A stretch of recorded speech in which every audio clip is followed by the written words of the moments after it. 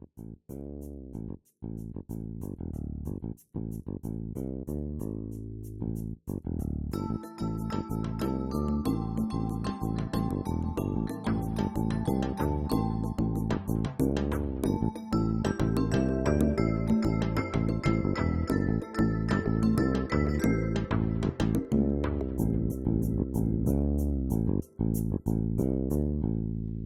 this is Michael Emry with TVOI News, and I'm sitting here with Vicky Davis with Channeling Reality. Hello, Vicky. How are you doing today?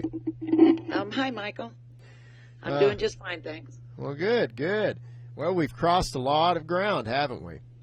Oh, yeah. Well, pretty quick, pretty fast, and it's been kind of a ride, the last 2 months trying to get the website up and going, but we did it. So. Yeah, that's amazing. Folks, we're going to bumble and stumble, but we're just going to, Vicky and I talk a lot about different issues, so we're just going to have open talk. That's what this is. Just like if you were sitting in the room, we were having coffee. So we've been along this path for 2 months now. Vicky has been instrumental in helping put this website together, and if anybody needs a shout out to what you see on TVOI News, Vicky Davis and my wife Becky are the two stars of this. And I would like to thank you, Vicky, for all that you do. Well, thank you, Michael. Yeah. I do believe in the cause that you're, the thing that you're doing, which is to try and inform the people, educate the people, and fill in a lot of blanks that the mainstream media has been intentionally leaving out. That's a really big topic on my list about the media and the failure of journalism and why I started TVOI News. I recognized the absolute necessity of having the check and balance of government with media, and the reason we are here today is because we have not been able to make informed, calculative decisions and courses of action because of malfeasance and because of agendas that the media has had to sway our opinions. And that's what I see. Yeah, well, the media, I don't know if it always was this way, but basically they have become entertainment, and when they do report on things, it's only if it bleeds, it leads. If there's some point that they can hammer, if it fits within the agenda, they just hammer the hell out of it. But the important things, the connecting of the dots, the historical perspective that makes things make sense in context, they don't do that.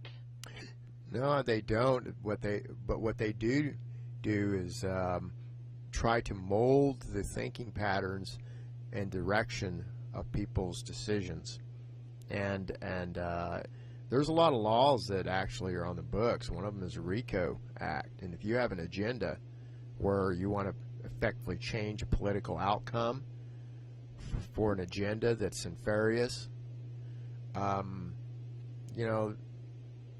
so there's all these laws. But folks, what we have is we have selective enforcement. We now have right now open criminality, and we have for years with the highest law enforcement officer of the land, Eric Holder, where I'll use one glaring example is with Benghazi with Trey Gowdy coming forward with absolute proof that the original official story where Susan Rice went out 5 times, ignoring what they said on the ground, and all the people were saying what actually happened, ignoring the fact and saying it was some kind of explosive protest, when in fact it is open source that it was terrorists, Al-Qaeda driven, that is now ISIS, by the way. It's the same group that took shoulder-fired, thousands of shoulder-fired, heat-seeking missiles, ground to air, that they could put in a suitcase and go outside of any one of our airports right now because of the way our borders are open, because of selective enforcement as well. And we now have a national security crisis because of that and many others. And we have to sit back and open in Congress and express that, like what Trey Gowdy did, and that there is nobody being arrested or at least indicted or at least investigated, that falls under the UCMJ, the Uniform Code of Military Justice. So when we say we have our oath, if we're in the military or anything else, and that we protect the United States against foreign domestic enemies, I dare say right now that we have domestic enemies within our law enforcement, and we've got to address this. We've got to finally stop in our tracks and say it like it is, Vicky, as scary as that may be to some people. And I don't know what else to do but say the truth. Yeah, well, it is scary, but what's even scarier to me is what the future is going to be for not only America's children, but for all of the children everywhere. Because we aren't just talking about our country, we are talking about an international crime syndicate that has set up an international system, color of law system, and the at our highest levels of law enforcement, they are involved with this international crime syndicate. And just to be absolutely perfectly blunt, what is being set up is a totalitarian world system. And the tools of that system are technology. And once those tools are all in place, there will be no escape from it. And I can't leave this earth without trying to stop that. Well, you know, in any investigative arm, one of the main critical factors is the research within the investigation. Vicky, I have seen a lot of different investigations, but your information is probably the cleanest research I've ever seen. And I openly have an open invite for anybody within the UCMJ to take your information that you have right now and apply it, because, you know, there may be some holes in it. I don't see any.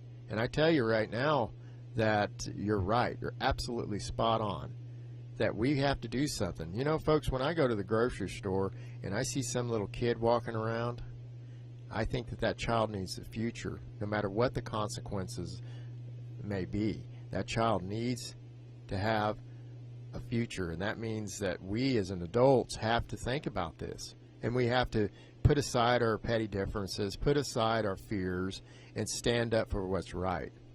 You know, that's why I always say the light of love and light of truth. And the evil mobsters or whoever these people are can't hold a candle to the truth. We have a thing called the internet, and thank God for it. But what do you think the solutions are to this, Vicky? Well, first of all, we have to let people know what is really happening, because there's a facade. It's kind of like a delusion bubble that people have been in because of the media manipulation. Well, not even manipulation. They just simply don't tell people. They don't report the news is what they don't Yeah, do. they don't report it. It's propaganda, and it's designed to make you think in a certain way. But there are a lot of really bad things that have gone on in our country. Our government is not really even government. It is a corporate designed monstrosity of centralized control. Yeah. Technologically based. And, you know, if you want to talk about systems, we could talk about the MERS system and how they tried to destroy our system of real property records. We could talk about the healthcare system and how they've put all of our medical records into databases. And I don't even want to go into what they're going to do with that information. They have designed systems to track children from cradle to grave. And that information on children will be used to control their future opportunities. And all of these things were against the law to share information like that, because information about a person's personal and private life, it's a control mechanism. And that's the way corporations use that information. They use it to control their processes. But when you have a partnership of corporations and governments together, what you're talking about is the control of people's lives. Well, the reason I think we're here is because we've had 100-plus years of selective enforcement of laws and the cover-up within the media of what's actually going on. Whenever they write a law, it becomes a confusing factor, whether you're talking about Common Core or the healthcare system or all of this. So we spend our times through the day, and the average person goes to work and comes home and tries to make sense of all of this, and they make it so confusing you can't. Then when you try to talk to your politicians, they got all this wordage in there. I think if we could try to get it to a point where we can express ourselves in a very simple, common sense way to the people, and then we can come back and go through all of the different ingredients that got us here, that may be pretty effective. Yeah, well, I have to say that one thing that you must do, but anybody that is trying to understand, is that you have to go back into history and see where it began. Ooh, that's fun. And that's what I've done. That's what I've done. And so that's what you find on my website, is the history, and then bringing it into the day of when things happened and what it means, and even then projecting into the future of what it's going to mean. You know, this goes way back to even the 1800s. But if we had a certain date to really go back to, and if we really wanted to identify and direct the people that are behind the machine, usually in any criminal case, it's the money, and follow the money. So I did an article, and, you know, it's called The Shocking Connection of High Crimes and Treason. And so I'm going to kind of call this segment The Shocking Connection of High Crimes and Treason, and what we can do about it. But Vicky's right. You go back in time and you'll see some glaring facts. What is a conspiracy theory, and what is a conspiracy? Well, a conspiracy is to conspire to commit a crime. You have pre-development before you commit the crime, and that's what that is. I can prove right now that it was a barefaced lie how we got into World War I. And it was with the Lusitanian as part of the article that I have. And that, back in the day, was something everybody laughed at and told people, you're crazy. Now, it's a proven fact that ship is laden down with such high explosives, it blew itself in half. And that's why so many people died. And they actually have to warn the divers that go on it. And so the the Imperial German government at that time was pleading with the newspaper, saying that that's a ship of munitions. And they even had it in some of the smaller papers. But after that ship was sunk, they used that as a propaganda mechanism to get America involved into a war we should never have gotten involved with. And that created a series of events that have led up to today, cause and effect. Now, the people who were behind that were some of the most richest and influential people in the world, with a centralized bank. And that's one of the things that Vicky points out. And the creation of the Federal Reserve was a monstrosity that centralized bank is something that our founding fathers were totally against. And the reason they were is because they were escaping from Europe because of these type of systems, City of London systems, as you say, Vicky, where it all goes back to the City of London. You know, this is what I see. So we have to face the facts that for generations we've been lied to, and that these people work in a generational type of mentality. where they pass the baton on to their sons and their daughters. And if you track the people that are the problems today, their great-great-grandparents were the ones that created these crimes of the past. And is that pretty much what you think, Vicky? Yes. It is a cross-generational conspiracy. It is, in fact, a conspiracy. It's a but conspiracy it's fact. It's an open conspiracy. You can go back in history and follow it forward. It's all out there. You just need the time and attention to go read it, which most people don't have, of course. But they wouldn't have to if the media was doing its job. Well, it's a connection between the media not doing their job and then the prosecuting bodies, the arresting powers of our nation that have been corrupted. And, here's a simple thing for you to think of, folks. The way they were able to destroy a nation is through corruption and by corrupting officials. That's how they destroyed China with the opium trade wars, and that they were able to go in creating a crime out of something that used to be an illness that you'll never be able to stop, and fueling that. We had a problem with prohibition, but then, like in Idaho, did you know, folks, that the state of Idaho never really ended prohibition? What they did was they took control of the sales of the alcohol. So, all this profit that comes in from that is our state government is actually a company, a corporation that makes money. Now, the delivery of that money can be disputed or talked about back and forth, but there is no transparency. Or I can present a crime that I have exposed to a prosecuting attorney, but if he doesn't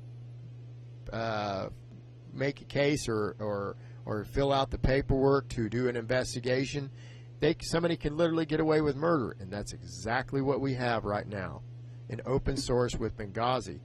It's time for us to kind of sit down and talk turkey with our politicians. What do you think would be the best way to do that, Vicky? Well, that's a good question, because politicians don't want to hear it. Okay. When you talk to them, what they want from you is bullet points, talking points. They say, "Give me a talking point." Well, you can't explain something that is so big and so integrated in a mere talking point, because the talking point would be, quote, "We're screwed," unquote. Well, I have a good talking point that we should address that's omnipresent in our day right now. And I think that if we were to use one simple example that's the most glaring, that affects us in the day right now, Benghazi is it. And the reason I say it is because it's openly admitted in our congressional halls and in our government right now that whole situation was a barefaced lie, and even with pre-knowledge, and that we didn't even go in. I think it was 14 days before, and they left the crime scene unprotected for 14 days in Benghazi, and they begged the FBI to come down there and secure that perimeter, and they never did. That's a cover-up. That's a huge cover-up, and that affects national security. So I think the best way to approach this is to go to our politicians and say, you need to stop in your tracks. Let's put all this other stuff to the side, but we need an addressment and an investigation to open. And until that time, we have no confidence in the legal system of the federal government, because they are not doing their job. So where does that leave us as a state? I think let me, before you go any further with that, let me back up and connect with what you were just talking about in terms of the state running the liquor store. Yeah. Okay. I found out kind of accidentally that our State Department of Vital Statistics really is being run in part by a contractor. Oh, Okay. Now, health and welfare, the district offices are also run by a private contractor.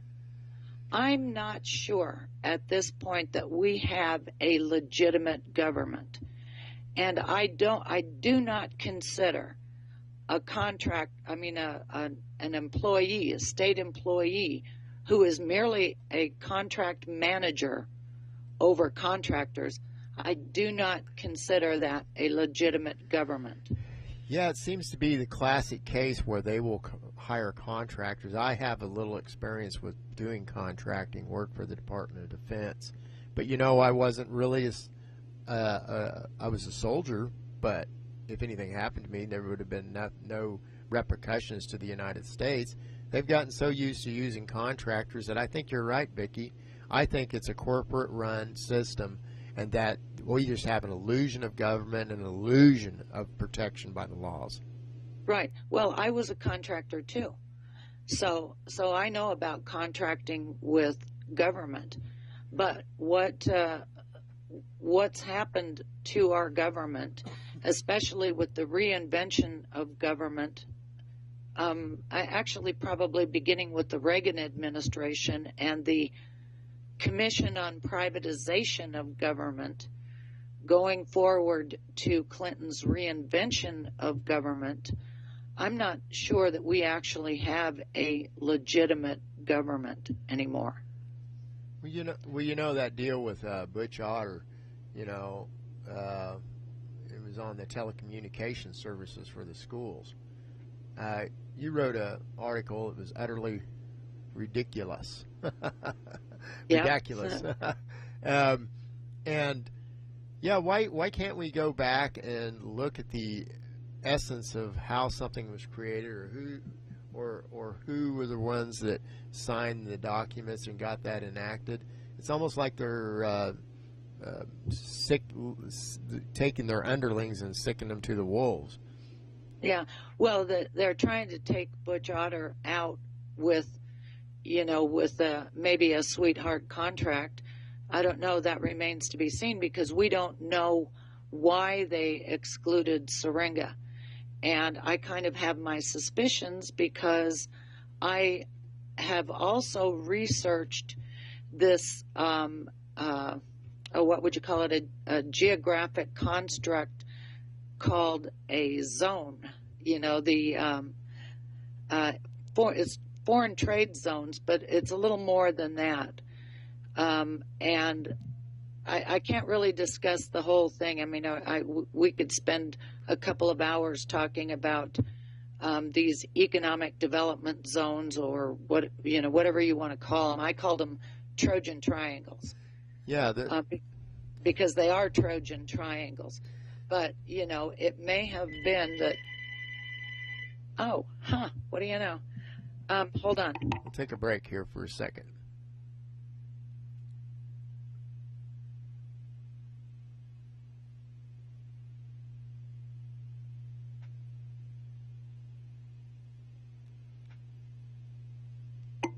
I want a free cruise to the Bahamas. They're trying to send me away. You want a free cruise to the Bahamas, really? It's probably legitimate, Vicky. Yeah, right. Hey, folks, that's the best way that they can get somebody and sidetrack them and say, here's a free trip to someplace, or here's a great contract. Just kind of be quiet. Anytime anybody, tries to give me something for free, I don't want it. Well, they gave a lot of people free tickets that were the movers and shakers of the financial institutions of the United States. The Allsea Stacey, the cruise of the century, the best thing to ever do back in on a ship called Titanic. And it's scary if you all look at who actually did not make it on that ship, which were the main opposition force to the creation of the Federal Reserve. I don't know if there's anything to that, but it sure seems pretty convenient. There's an awful lot of coincidences throughout history that benefit benefited these global elites, these bankers. It seems Mm-hmm. to me very, I mean, it's almost like they have a time machine. They can go back and say, well, we need to get rid of this person and that person, or they're going to cause a problem. Well, there's an awful lot of money behind the creation of the Federal Reserve. But, most people, I think, they look at J.P. Morgan. I look at Andrew Carnegie. Carnegie Foundation, the destruction of the real education system of the United States, really. Yeah, well, and if you want to study the two systems, the system of the City of London with their livery companies, and then look what Carnegie did with our education system, beginning first with the college professors. He focused right on the college professors. And first of all, saying they should make more money. They should have a pension system. They should have this, that, and the other thing. Basically, he built a livery company for the education system under the auspices of the Carnegie Foundation that is essentially a London livery company in the United States. It's, the advent of the internet was, I think, for the Illuminati, if you want to call them, or the global elite, or the Trojan Triangle, whoever these people are, was created so that they could track us from cradle to grave. But I think it's become, like Zebru Brzezinski said, a case in history that there's never been a case of, where humanity is finally politically awake. We can now go back in time where they didn't think they'd ever get caught, and they had a lot of loose ends, with any common sense, and track who these people are, what they've done, and we can make one of the most lock-solid sterling cases ever. But it's kind of hard after 100 years or so of corruption to unravel. Well, and this is... It is, because you have to throw aside everything that you thought was true. Cognitive, what do they call that? Start over fresh. Saying, okay, what I thought I knew isn't true. So what is true? Cognitive disorder, I think they call that. They call it what? Cognitive disorder. Oh, yeah. What are they? Yeah, cognitive dissonance. That's it. Cognitive dissonance. When your belief system is threatened, it throws you in a loop of fear, and that's what they have. They control us by fear. So most people's response, where their belief system is threatened, is to strike out and to defend a lie.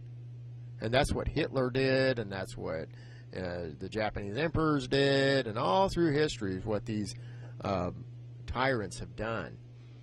But the people never had a resource that they could go back and prove what they have to say.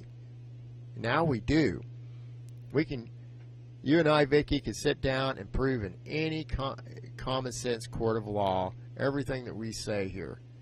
But do you think we have a prosecutorial body that would look at this? No. And the reason we don't is because either they're compromised, corrupt and part of it, or they're cowards. Yeah. It takes a brave person to face the fact that you were lied to. Well, lawyers have basically destroyed our system of justice in this country.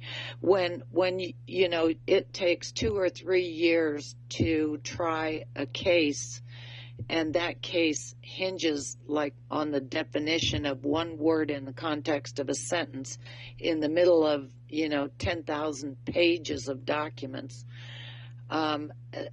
It's reached a level of complexity and absurdity that basically just grinds your justice system to a halt. You can't have justice anymore in that kind of situation. It's broke. Which is another reason why we need the UCMJ, because their courts, the UCMJ, their courts operate more as, at least what I understand, are common law courts. It's the only real court and law that's left in the land that hasn't been compromised. And within 2 months, they can wrap a case up totally. And, you know, they're real careful about what gets entered in there. And there's lawyers that run that. But the people for national security can demand the UCMJ, the JAG officers, to open a case. You know, I heard a little blurb in the background of people talking about this that are in the military. And they have already done an investigation on their own accord and have already got everything that they need. And there's only one ingredient left. And that is for the American people to demand the people that protect this land to investigate our judicial system. The Department of Justice must be investigated by the UCMJ because they are part of the chain of command. And it's a national security situation.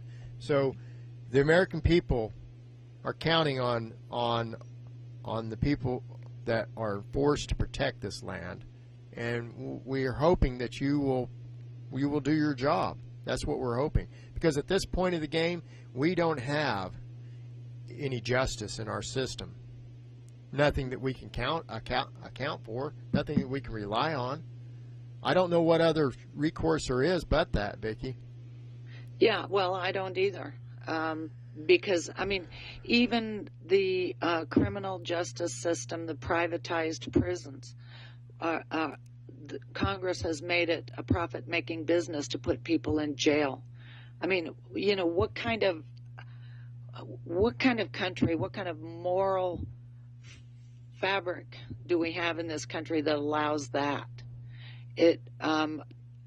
I think, I don't know if it makes any difference or not, but as a citizen of the United States, I do demand that the UCMJ investigate our Department of Justice, investigate the reinvention of our government, investigate the privatization of government, and just take a look at it, because this is not a government.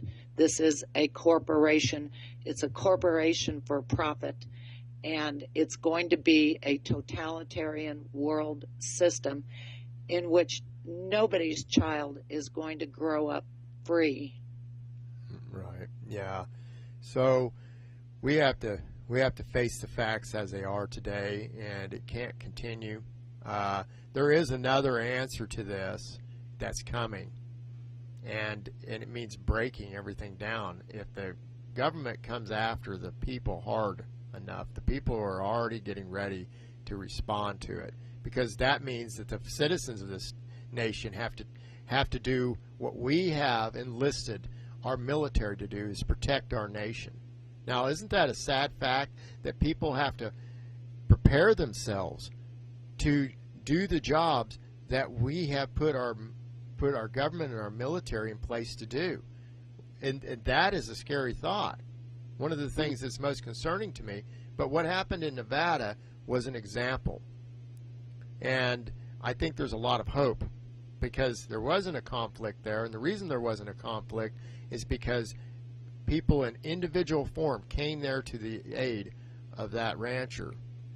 Not because of the monies or anything else, but because there was too much force being used for a situation that didn't deem it, against a peaceful family with SWAT teams and everything else. And if you want to break that down, folks, I suggest you go on our website and you go back to some of the articles we have. And one of the most glaring ones that really track it down in its full chain is the shocking connection of high crimes and treason. If you look at that article and you break it down, it's in the simplest of terms. You can make a case with that article and then connect it to Vicky's articles with corruption that she has and refugee as a weapon system and all these different things. You go to Channeling Reality and look at the investigative information that's there if you really want to dig into it. But we right now are getting closer and closer to the federal government doing something very harsh to to the public, and the public will be forced to respond to protect themselves. And if that happens, folks, then Katie bar the door, and nobody wants that. There's a lot of good officers out there. There's a lot of good politicians but their hands are tied. And our job as citizens is to untie their hands so that they can do their job and to support them in the things that they need to do. So if an officer stops someone, and as someone may be a high politician and they've committed a crime, that officer should feel confident that he can place charges on that individual, present them to a prosecuting attorney, and he won't be attacked for it. What we have today is not the case. If an officer does stop somebody, it's selective, and they'll do everything they can to cover it up. It may even be a fellow officer that commits a crime and shoots somebody and did something wrong. Instead of letting the evidence fall where it's supposed to fall, they cover it up, and people are getting sick of it. And that's what I see. Yeah. So we have two choices, I think. We have two choices. And what would those two choices be, Vicky? Lay down and die. Die on your knees like a coward, or stand up and do what you got to do. Well, and that's what I'm doing, and that's what you're doing. And we need help. You know, we don't need a lot of help. You know, but we do need some help. Well, how could people help us? I mean, you know, you and I, we've been on this long path of building this website. You and Becky and I, and help a few others, Dave Hoffman, and then Janet Mackins wrote for us. And along the path, there's been others. Money, time, thought. You know, we need people's input. We need people to write, to do things, you know, whatever they can do, whatever it is. I mean, you know, whatever you're good at. Well, we're getting real close. We're documented LLC Press, you know, and Micron Business College has opened up the door for interns, BSU. And so we have an internship program for people that care, that want to get some experience. We actually have some opportunities as we grow for even possibly a career. Citizen journalism is in to stay. The mainstream media is dead. Nobody pays any attention to it. And that's the difference now. Everybody knows the world is round, but our government and our judicial system, this is a case of precedence that has never been. And folks, it's up to us to band together and work in the most peaceful way to find solutions. But the only way we're going to find those solutions is to support, whether it's support a news agency so we can report men's deeds like ours or someone else's. But right now there's a lot of good people out there trying, and we've connected a Patriots network for all the different groups to keep a neutrality so that we can get your voices out. So if you're amongst any type of group that's speaking truth to power, submit any information you have to us, and we would like to report what you have going on. Let's work together. Right, because you can't expect that. We have a corporate media, and they run cover for your corporate governance system. And so they're not going to report to you what you need to know. You know, if there's all kinds of charges they'll bring up to somebody if they don't like them. Look what happened with Bojack, and people can like him, love him, hate him, whatever. But he was proven innocent 4 or 5 times, and the charges were so minimal. Okay, well, he ran for office, and we were trying to report the news, and we exposed Channel 7 with a blatant lie to try to change the election results in the debate. Now it's their right to say who is on the debate or not, but they said he could be on the debate, and then they lied about having to call the Secretary of State, and also that they even did. Now, in any other light, that would be grounds for at least an investigation into that. But why? And there's even laws on the books for it. Because that's manipulation of an election, a pre-election. Well, you have a little experience in that, I understand. No, I don't. You don't? Oh, okay. Well, I think we all have some experience in a little bit of the elections, but I think the most glaring point is it's called selective enforcement. And if I dare say this, our prosecuting body or prosecutors in this state, they're the ones that say whether there's going to be a prosecution or not. But when you bring forth such evidence like this, and then they don't bring forth at least an investigation, then you have selective enforcement. Now, you know, they can try to charge somebody for a watch they didn't claim, and then they'll spend $1 million trying to bust somebody because of a watch. But they won't do something that may be a violation of the RICO Act. I don't know. I'm still waiting for Channel 7 to respond to me, and I've called them several times, and they said they'd call me back. And no response. So it's kind of like, oh, we'll fall on deaf ears. We can do what we want. You know? Well, and in times past, they could. Well, they can't now, I think, because now there's citizen journalism out there. We've been forced to have to take up the arm of the pen. And that's, you know, I don't ever want to have to pick up a weapon and fight ever again. This is why I'm here, is because I recognize that we will win this.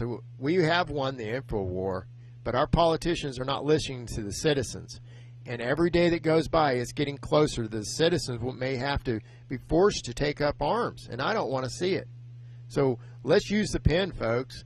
Let's get in front of them and demand, not ask, demand that they do their job. And if they don't do their job, then remove them. Yeah. I mean, this is the only recourse we have. Yeah. You know what Zbigniew Brzezinski said? It's easier to kill 1 million people than it is to control 1 million people. So there's a message there for everybody out there. That is the way these globalists are thinking. So even if you don't get involved, even if you go hide under your bed or in your closet or whatever it is, you're not going to be safe anyway. No, nowhere in this world are you going to be safe. They'll hunt you down. The whole world's waking up. You know, we've got rabbis in Jerusalem protesting their government, calling their government Zionist. I mean, the hardcore Jewish people are protesting their government. And you can see it all over the web. Now, doesn't that tell you something, folks? So you've got the people that they protest against, they call them Zionists or whatever you want to call them.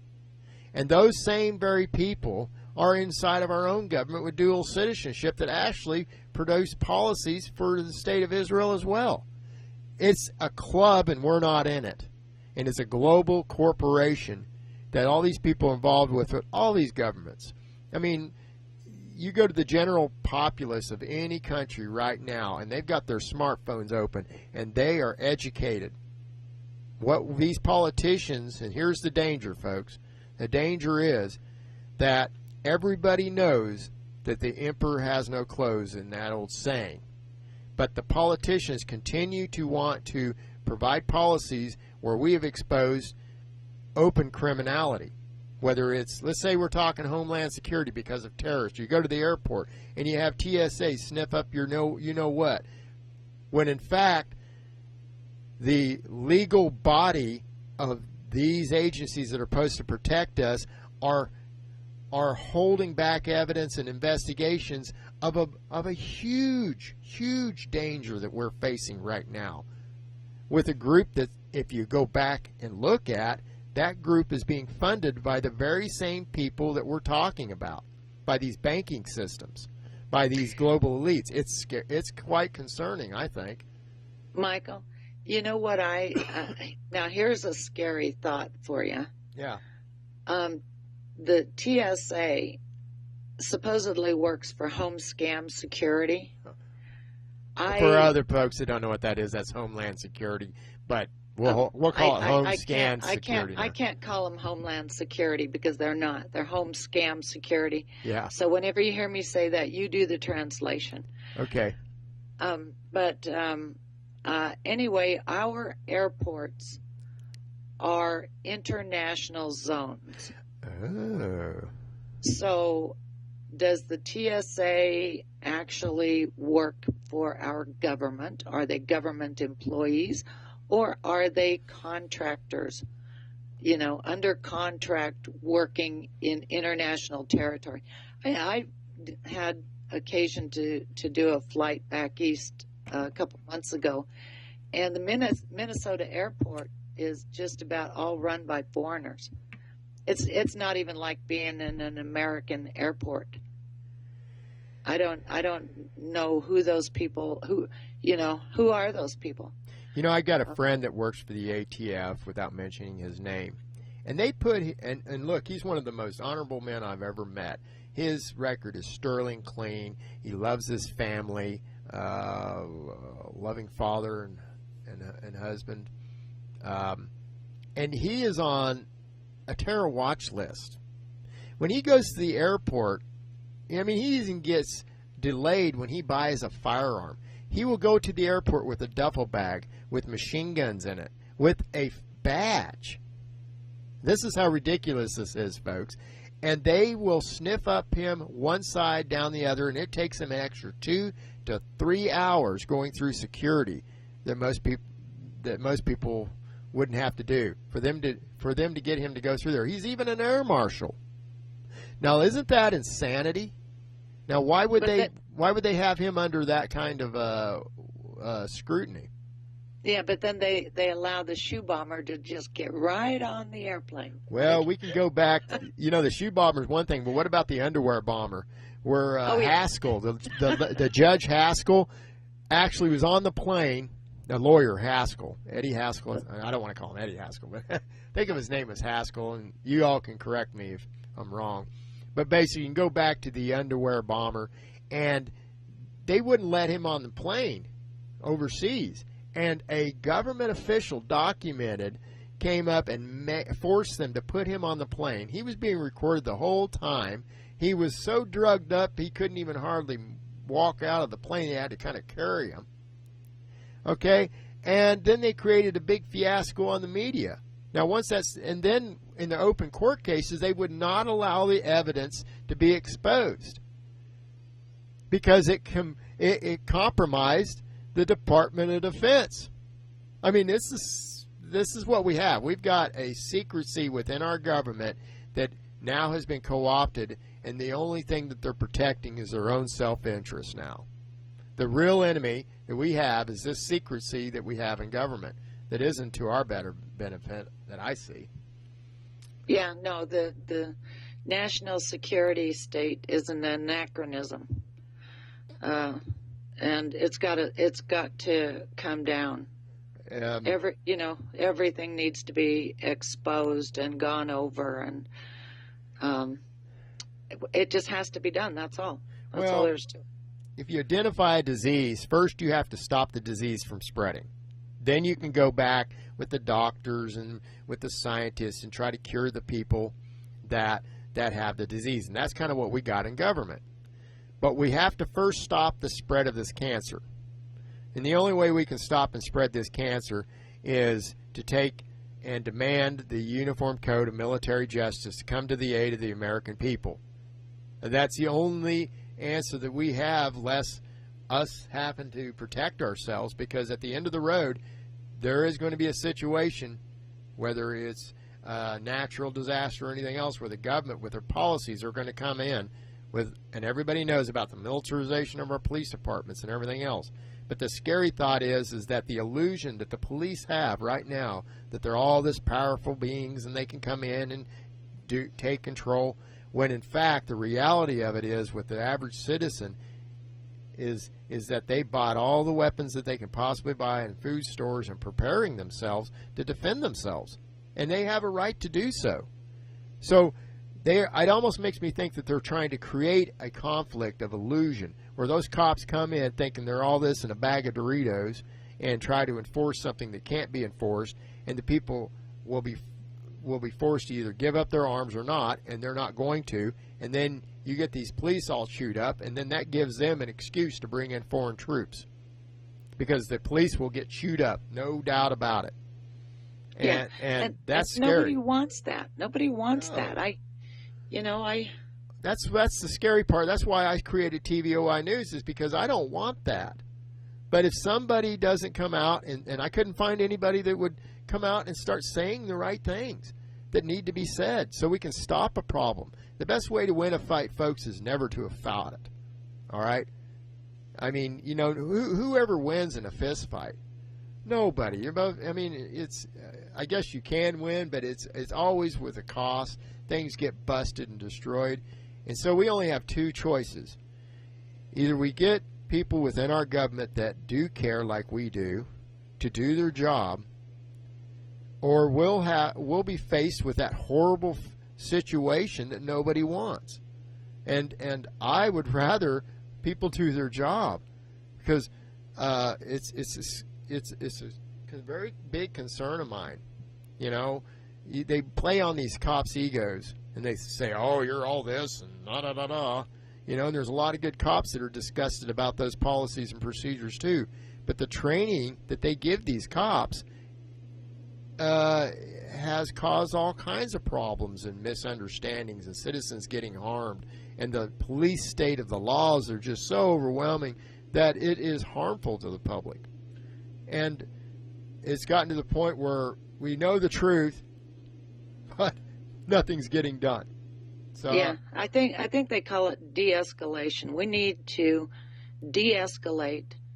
We need for people to find out what the real truth is, what is truly going on, and to understand what needs to be done, and then do it, because it's in the interest of the enemies of our country to have us destroy ourselves. I think that's part of their plan. I think that's definitely part of their plan. Let's be smarter than that, and just by simply doing the right thing. That's all. Yeah. Just simply doing the right thing. Well, I see it plain as day. And if I was to do the State of the Union address, okay, my State of the Union address would be this. The private corporations with contractual agreements within our law enforcement have created a situation where our police are trained, and I hate to say this, folks, but they're trained like the police officers are trained by the very ones that are over in Israel to how they treat the Palestinians. It's almost like a test bed. So the cops come and get this training to where they're all this and that. They call them themselves sheepdogs, and that we're sheep, and to get that mentality. And then it's the hiring practices and all these other things.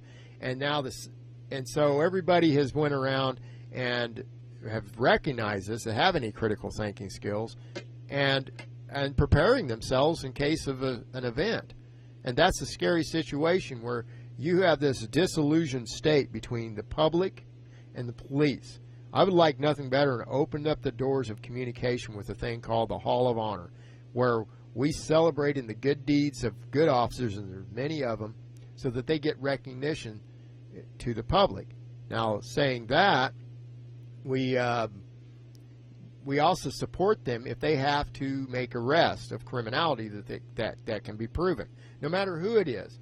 Whether it's, I don't even want to mention names, but whoever is, if a citizen finds evidence of a crime that's scathing, that can be proven, he should be able to bring it to an investigative arm and have that investigated. And if the investigative arm proves that there is a crime and open transparency, that's very critical, then there should be arrest. And if that investigative arm does do that arrest, and they get problems from the thin blue line or the command and control, then they should be able to come back to the public and we can help them. You see, that's how it works. It should work that way. Well, I'd like to see the police focus a little less on street crime, petty street crime, and focus a whole lot more on white collar crime. There's on a the lot of white that. collar crime that's going on in government and in the business that are their partners. What the heck is that? Oh, that was a phone. Sorry, folks. Whoops, we've got all these electronic devices sewed to our heads, you know. We are the Borg. That's funny because it happened right at a most opportune moment when I was saying I'd like to see them do a lot more white-collar criminal investigation of government and their partners in business. Quote, partners in business. Well, you know, folks, what we're doing is we're just trying to get some transparency and so that you have a voice. And Vicky, on the last note, would you like to put a little input onto that? I would just say, please, you know, understand how monumental this is. Understand what kind of a war it is on the American people. And do what you can, because the future is really grim if you don't, for your children. You know, folks, we did this on our own dime, scrapping and scraping. We don't get paid a dime for any of this. And, you know, everybody needs to live. I would like nothing better to have a little bit of money to be able to give those interns some money for gas so that they can go do some interviews, do this. It all costs money. And if you really want to try to get your voice out there, that's what the Voices of Idaho is all about. And so if you want something that's effective, send any monies that you can our way. Help us out. $1 will go a long way for your freedom. And we're counting on you as much as you're counting on us. So let's all work together, and let's get this show on the road and speak truth to power.